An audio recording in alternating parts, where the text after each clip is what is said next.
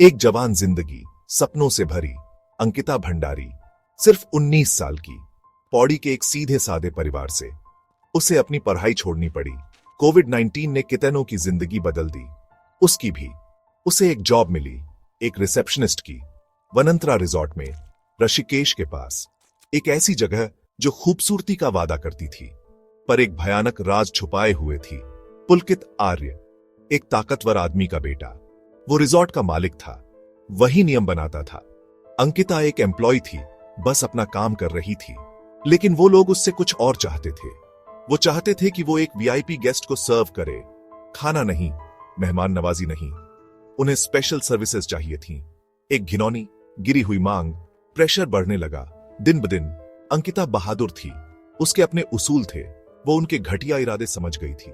उसे अपनी इज्जत से समझौता करने को कहा गया, उनके फायदे के लिए अपनी आत्मा बेचने को, एक्स्ट्रा 10,000 रुपयों के लिए।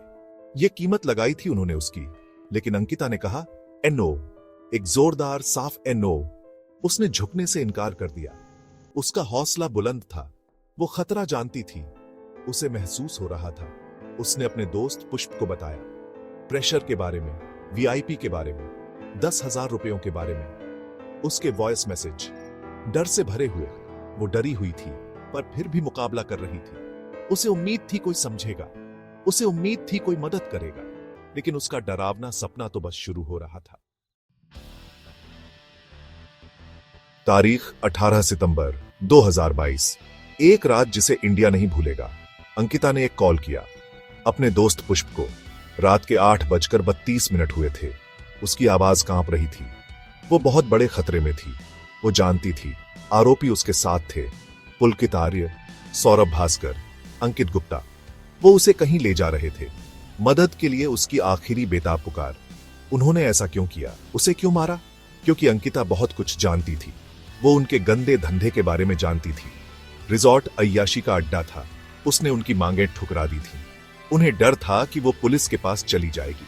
वो उनके पूरे ऑपरेशन का पर्दाफाश कर सकती थी। उन्होंने उसे चुप कराने का फैसला किया, हमेशा के लिए।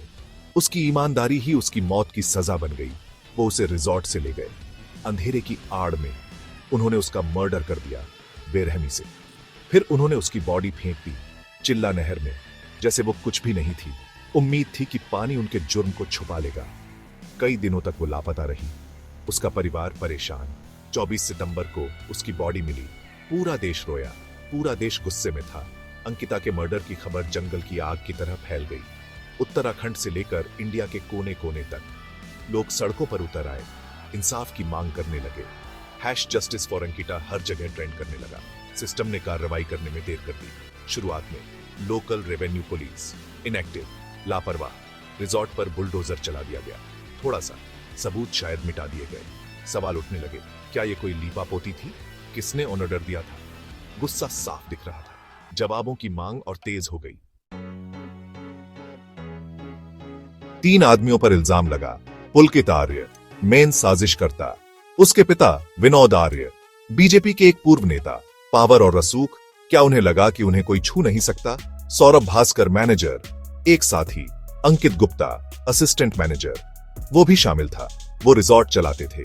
उन्होंने ही यह जुर्म प्लान किया था। उन्हें लगा कि वो बच निकलेंगे, लेकिन इंडिया देख रहा था। देश ने एक्शन की मांग की, गिरफ्तारियां हुई, पब्लिक प्रेशर था। चार्जेस बहुत सीरियस थे, कई आईपीसी सेक्शन, छेड़छाड़, मर्डर, क्रिमिनल कंस्पिरेसी, सबूत मिटाना। एक सोचा समझा काम, साथ में इमोरल ट्रैफिक प्रिवेंशन एक्ट भी। इससे रिजॉर्ट की गैर कानूनी एक्टिविटीज का पता चला। इंसाफ का पहिया घूमने लगा। धीरे धीरे एक स्पेशल इन्वेस्टिगेशन टीम एसआईटी बनी। सीनियर आईपीएस रेणुका देवी ने उसे लीड किया। एसआईटी ने बहुत मेहनत की। भारी दबाव में उन्होंने 500 पेज की चार्जशीट फाइल की, संगीन सबूतों से भरी हुई, बड़ी बारीकी से जमा किए गए 97 गवाह, कई रिजॉर्ट से थे, ऑडियो रिकॉर्डिंग्स, पुलकित आर्य की आवाज, अंकिता की पुष्प के साथ बातचीत, बहुत जरूरी proof, digital forensics, phone records, locations. Case मजबूत था, सबूत साफ थे। आरोपियों के पास सच्चाई से छिपने की कोई जगह नहीं थी। ट्रायल फास्ट ट्रैक किया गया, जैसा वादा किया गया था। देश इंतजार करता रहा 2 लंबे सालों तक, और फिर खबर आई कल 30 मई 2025, एक ऐतिहासिक दिन। पुलकित आर्य, सौरभ भास्कर, अंकित गुप्ता, तीनों दोषी पाए गए। मर्डर के दोषी, सजा उम्र कैद। एक राहत की सांस, सुकून का एक पल। लेकिन क्या कहानी सच में खत्म हो गई है? पूरे इंसाफ की लड़ाई जारी है। आरोपियों को सजा मिल गई, अंकिता को इंसाफ मिला, लेकिन एक सवाल अब भी सबको परेशान कर रहा है। वो वीआईपी गेस्ट कौन था जिसकी वजह से अंकिता पर प्रेशर डाला गया? एसआईटी चार्जशीट में उसका जिक्र था। वेस्टर्न उत्तर प्रदेश का एक आदमी। पुलकित आर्य ने उसके लिए एक्स्ट्रा पैसे भी लिए थे, 10,000 रुपए स्पेशल सर्विसेज के लिए। लेकिन उसका नाम अब भी एक परेशान करने वाला राज है। वीआईपी का बयान चार्जशीट का हिस्सा है, पूरे 3 पेज का। उसने क्या कहा? उसकी पहचान क्यों नहीं बताई गई?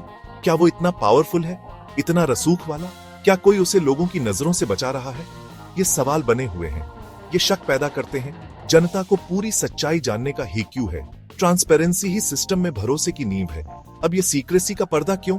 लोग पूछ रहे हैं, क्या वो कोई पॉलिटिशियन था, कोई सीनियर गवर्नमेंट ऑफिसर, कोई अमीर बिजनेसमैन? चुप्पी से अंतहीन अटकलें लगती हैं, अफवाहें उड़ती हैं। इससे लगता है कि ऊंचे लेवल पर कोई लीपापोती हुई है। अगर कोई आम आदमी शामिल होता तो क्या उसका नाम छुपाया जाता? यही हमारे देश में पावर की हकीकत है। अमीर और ताकतवर लोग अक्सर अलग नियमों से चलते हैं। ये केस उस कड़वी, असुविधाजनक सच्चाई को दिखाता है, एक सच्चाई जो हर ईमानदार नागरिक को गुस्सा दिलाती है। अंकिता भंडारी को इंसाफ मिला, कातिल जेल गए, उसके परिवार को मुआवजा मिला, 25 लाख रुपए, शायद एक तसल्ली। लेकिन क्या इंसाफ सच में पूरा हुआ है? जब तक वीआईपी छिपा रहेगा नहीं। इस केस ने सिस्टमिक फेलियर्स को उजागर किया, पुलिस की लापरवाही, रिजॉर्ट का डिमोलिशन। इसने दिखाया कि लड़कियां कितनी वल्नरेबल हैं। लड़ाई हर बेटी के लिए है। सच की तलाश जारी रहनी चाहिए। हर छिपे हुए चेहरे को बेनकाब करना होगा।